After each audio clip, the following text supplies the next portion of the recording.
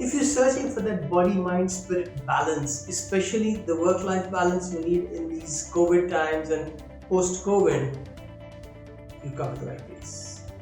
I'm joined here by Ben Foster from the UK, and he's a professional working around the world before, during, and definitely after COVID. And how is he preparing for stuff like this? It's all about certain habits that you create that propel you forward, and this is the time to create them.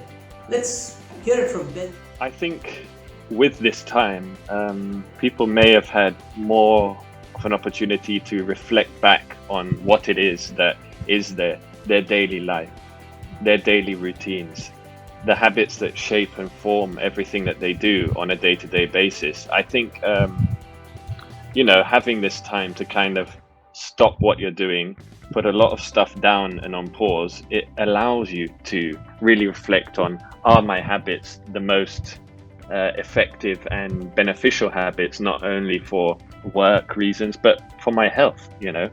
Having a global health pandemic definitely puts health into light. Right. And if it's about adversity, like what the coronavirus has brought about in our lives, what is it that we can use that for? How can we use that to propel ourselves forward, especially when it comes to stressful things like relationships, for example? Let's see what Ben did. Anything is a learning process, and difficulty always results in benefit, right? There's always a sense of struggle before you reach the plateau, and then you can cruise downhill. So I think, of course, it's going to be difficult at the start, but it will enable, parents, teachers, families to find the ways that they can really be living together, but adapting to that lifestyle. So I think in reality, anyone could really adapt, and it may be highlighting areas that need improvement in people's relationships or anything like that. But I think it's also a time that we can work on those improvement points, right? And all this comes from the concept of internal harmony, of being in alignment of the body, mind, spirit through what we say, what we do, and how we be. And that say-do-be harmony is what is captured in the book Renewal, and you could read through it. But what are the benefits of being in that kind of a harmony?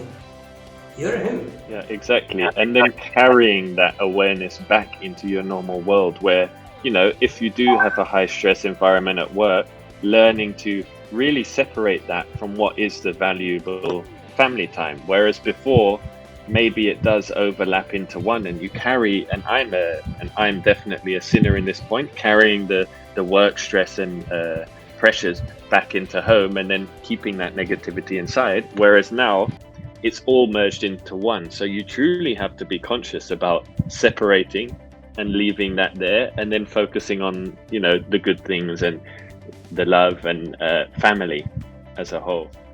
And this is not just for individuals. Even companies are coming to terms with this higher consciousness where body, mind, spirit is aligned. Where during and after COVID, you've got to focus on people, on your companies, for that kind of productivity to happen, which you expect and which was probably happening earlier when people were together. Now that they're not together, the energies are not mingling the way they used to. But we can create energetic practices.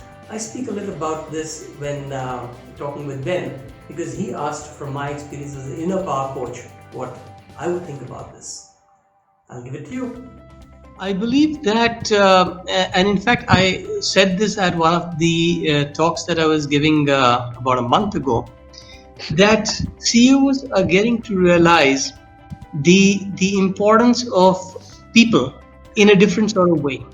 And the kind of money that we have been allocating to marketing is a lot of that is going to move into money that goes into employees and employee health, employee benefits, and keeping the employees happy. Because to quote Richard Branson, if you can keep your employees happy, they keep your customers happy, and that keeps your business going.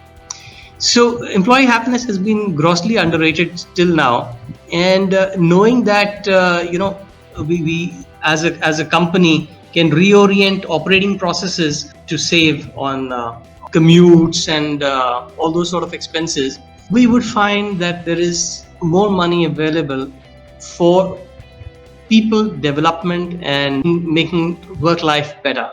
So that is a major shift in corporate consciousness, to my mind, because actually what's consciousness? It's all about how we look at the people aspect.